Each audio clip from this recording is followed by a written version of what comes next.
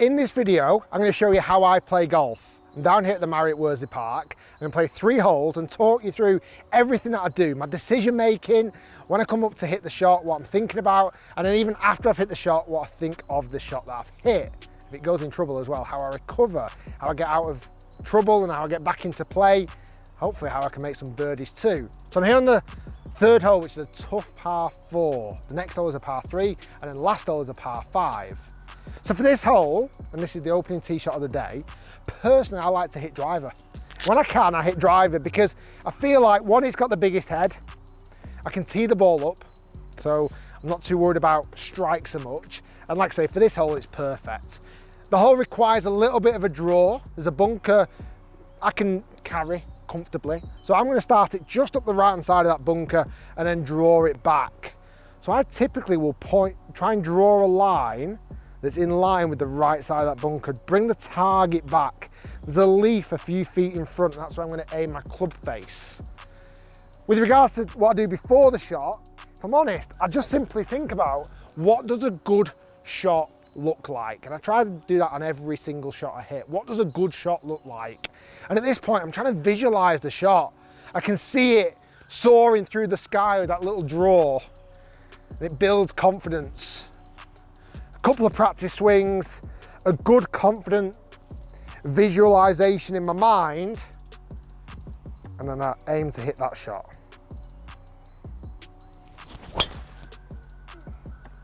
Didn't quite draw. It should. Yeah, it's probably just finished right rough. I caught it ever so slightly out the heel, so therefore it didn't quite draw. It wasn't a bad shot, and I felt confident over the shot. For an opening tee shot, I'll take that every single day. Let's get down there and see what I can do from that point. So I thought it wasn't a bad tee shot. Well, I was wrong. Because I tried to hit that draw and hit the heel, I've actually put myself in a horrible situation behind this tree. There's the fairway, and because it's curved off and didn't draw, not in a great situation, but that's kind of why I wanted to make a video like this, because I wanted to show you how to get out of situations like this too. The first thing you've got to establish on a shot like this is where's the green and how far are we away. So the green is up in that location, and I'm roughly 150 yards away from the hole. Trying to get there in my next shot from this situation now is no longer possible because I can't take a full swing. So I've got to try and get myself back into play. Damage limitation is key. And I like to leave myself a fullish shot in around 90 yards. So I need to advance this about 60 yards. Because I can't play a full swing, I'm going to go with a little pitching wedge because I want to get enough loft to get back on the fairway. There's not a lot to get over, but also I don't particularly need to hit it with just a 7-iron because it's quite wet out on the golf course at the moment. It's actually hard to get any real roll, so I've got to almost land this 60 yards. This tree is really hampering my swing. Be confident with it, get a good strike.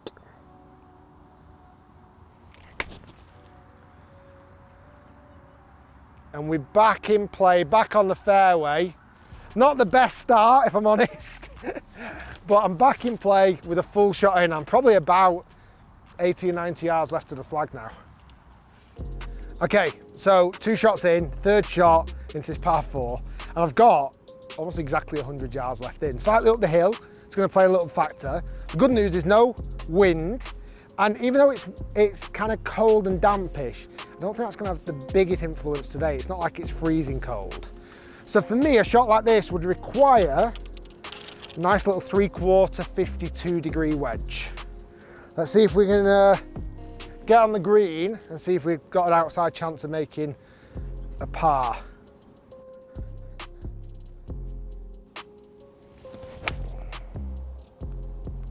Be good. Get the right distance. Okay, we're on the green putting, not my finest, but it's all right.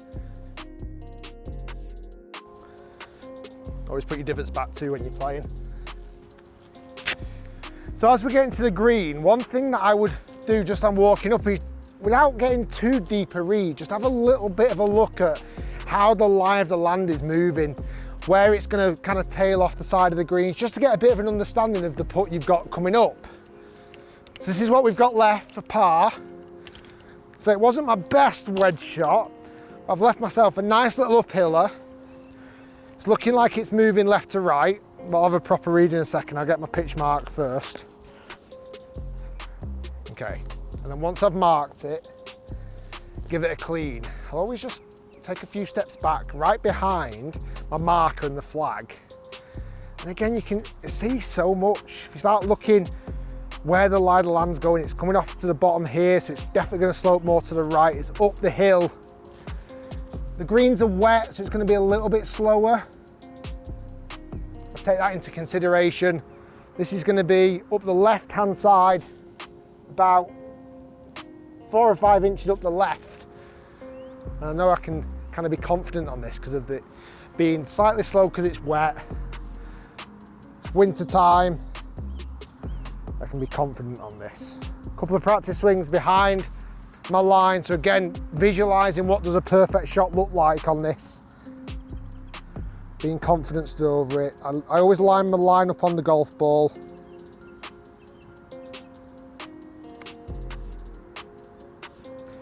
Oh, it didn't move much. It's a shame. Good confident putt. And then got this for bogey. 5 on the first hole, 1 over. Not the best start in the world. One thing you've got to try and do even after a bad hole is kind of get over it, move on to the next hole, try not to force the issue and kind of start again clean on the next tee. Let's get over to the next par 3. Next hole, par 3.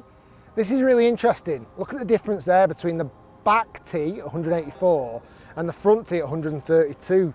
It's 50 yards of difference between those tees. And it's something that I see a lot of golfers make the mistake of, is let's say this is my home course and I play here all the time, just literally stand on this tee going, well, I always hit 7-iron here, and just literally step up and hit it. Try and get out of that habit if that is you. How I would play it is every time I play this hole, it's going to be different. Like today, like I say, I use my GPS.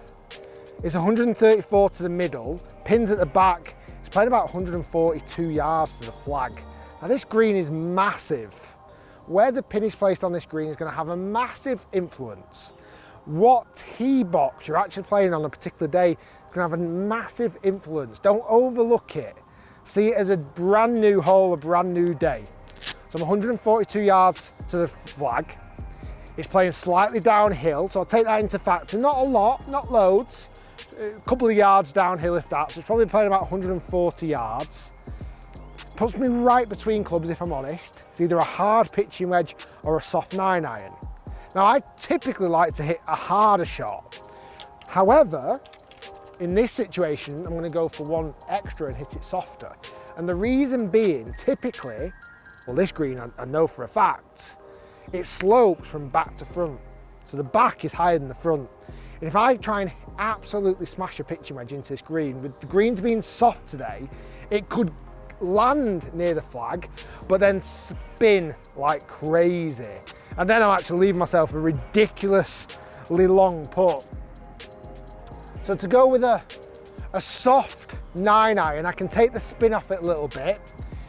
I'm only going to go for a 3/4 swing and control the flight a little bit so that I can not only land it near the flag, also try and keep it near the flag. Similar thing to what I did on the other shots, full shots. What does a good shot look like? I'm visualizing that in my head. The pin is on the left-hand side of the green. So if I'm honest, I want to stay clear of missing left. If I'm going to miss anywhere, I do want to miss right-hand side of that flag. So that's why I'm going to go with a little bit of caution. Aim it down that right-hand side. A little 3/4 9-iron.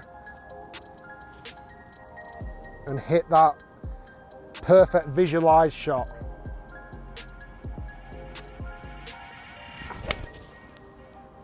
Oh, and that looks nice. It stayed up the right hand side, get the legs. Oh, it's just come up a little bit short. I wouldn't be overly disappointed with that shot. I hit it well.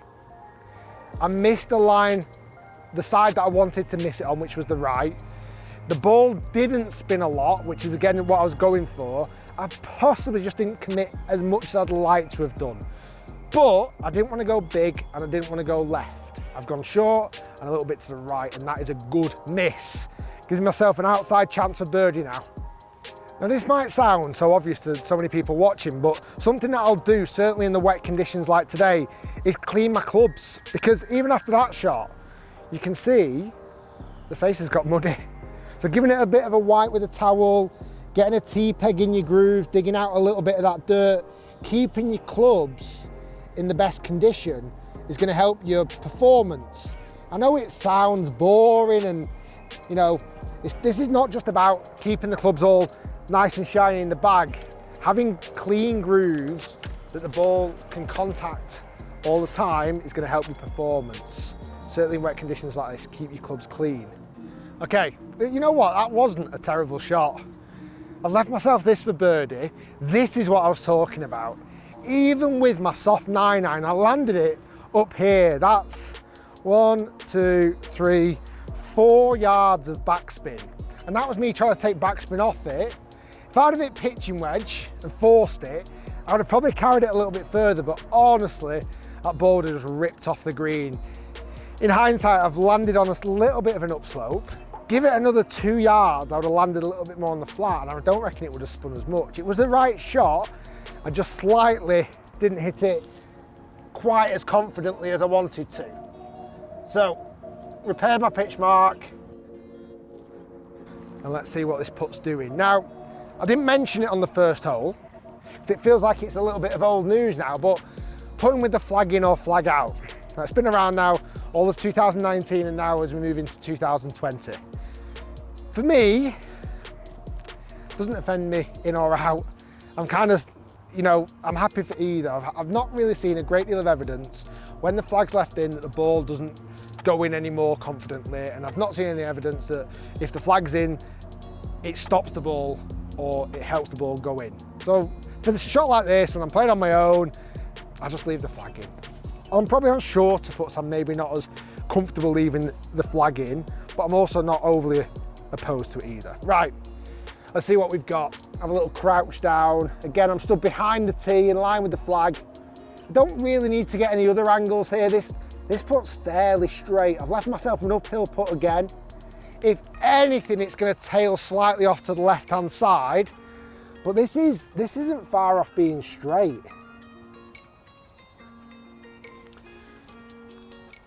Yeah, slightly up the hill, right-hand side if anything. A couple of practice putts behind the ball. And if you notice what I like to do on my practice putts, I'm almost looking at the hole. As I mentioned earlier, what does a good shot look like? All the time I'm trying to think about that. All the time I'm trying to think positive reinforcements. What does a good shot look like here? Well, a good shot looks like it's going to roll up the hill, slightly move to the left and drop in the hole. Okay, let's see if we can do it.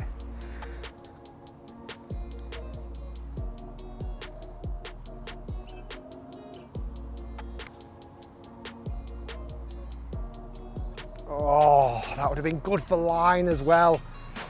That's annoying because I should have been slightly more confident there. Right, this is probably where I would take the flag out. Because for me, on a short putt like this, it just feels a little bit like the flag gets in the way. And I wouldn't take this putt for granted. It's outside that kind of gimme range, if I'm honest. It's longer than I should be from that first putt. So what do I look at here? Well, I don't particularly aim outside of the hole.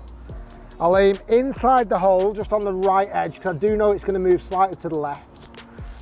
So I'm just looking at aiming it literally right side of centre. Yeah, that's pretty bang on. Little practice putt, just again getting that positive reinforcements. And then what I like to do is try and listen to it drop rather than watch it miss.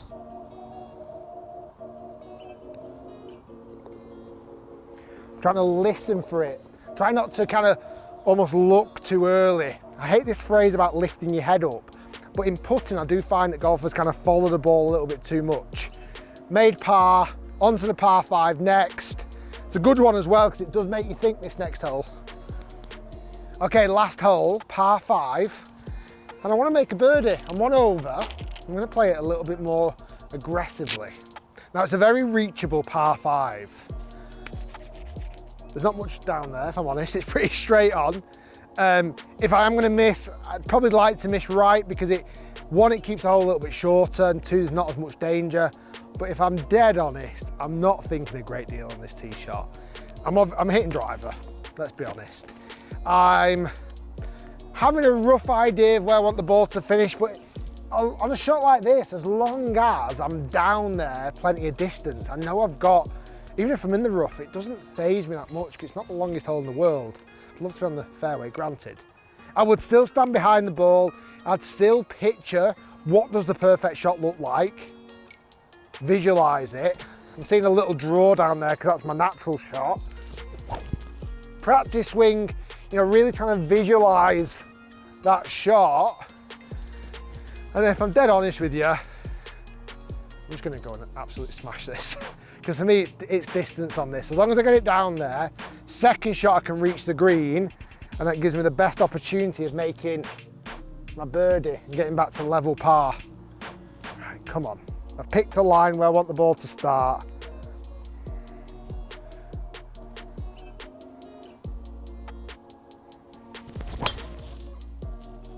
Boom. Oh, get down there, ball. Yeah, I'm not hitting a better shot than that. We're in A1 position. And if I'm honest, I think it's that far down, it might just be a flick into the green. Right, let's get down there. Okay, just a quick one. If I make birdie on this hole, you have to like the video.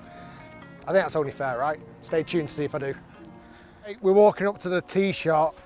As I mentioned, this was pretty much absolutely perfect.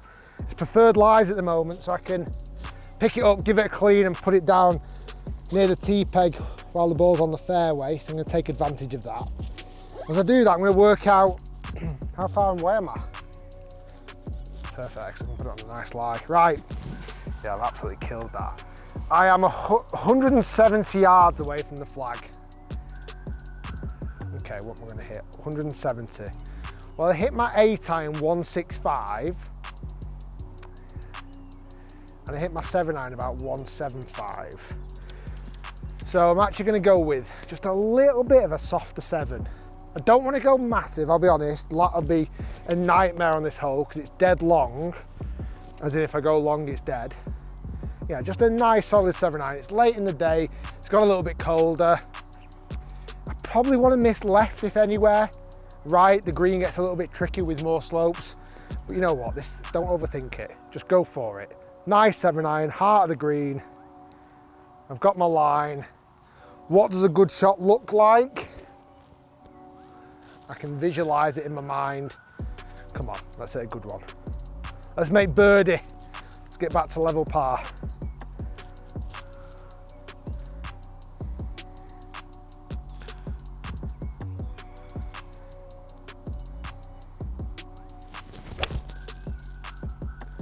Oh, get there.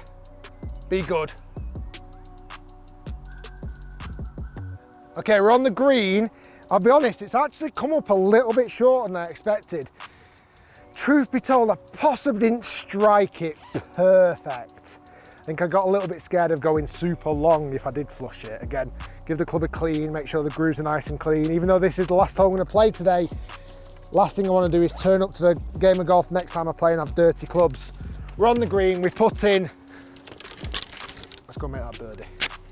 So, we're down near the green. Yeah, I just didn't catch that iron shot as well as I should have done. It was a little bit bottom, the ground's wet, and I was kind of thinking over the ball. As much as I felt confident, I thought, I don't particularly want to hit too much ground here. Not the right mindset, I should have been more positive than that. This is where it landed, it stopped pretty quick. Now, right now, it's a par 5, we've got an eagle opportunity. It's an outside one at that. And you know what, it's somewhat of a dilemma. It's a great dilemma to be in. But on a putt like this, do you go aggressive and try and go for this eagle putt? Or really would 2-putt be sufficient? Now it depends on the situation. If this was absolutely, we're at the last hole, I needed to make eagle to win the match, to win the competition, to shoot my best round, I'd probably be a little bit more aggressive with it. I wouldn't, this is the one thing, this idea of never up, never in, Just be careful with that, because sometimes you can hit it so hard that literally the ball had no chance of going in anyway. I want to give it a chance, but realistically I want to get this as close as I can for a tap-in birdie, because that will get me back to level par. Again, I've got a nice uphill putt. There's not a lot of break in this. The green is very, very undulating, but actually looking down the channel of my putt, there's not a lot in this at all. It's uphill. The majority of the slope is going to happen in the last 10th of the putt, and it's going to swing a little bit to the left. So I'll just, I'll bear that in mind slightly and just aim up the right. But it's all about speed. Give this a nice putt up the hill. This is for eagle. Like I say, realistically, I just want to get this nice and close to birdie. Come on, what does a good putt look like? How's it going to roll?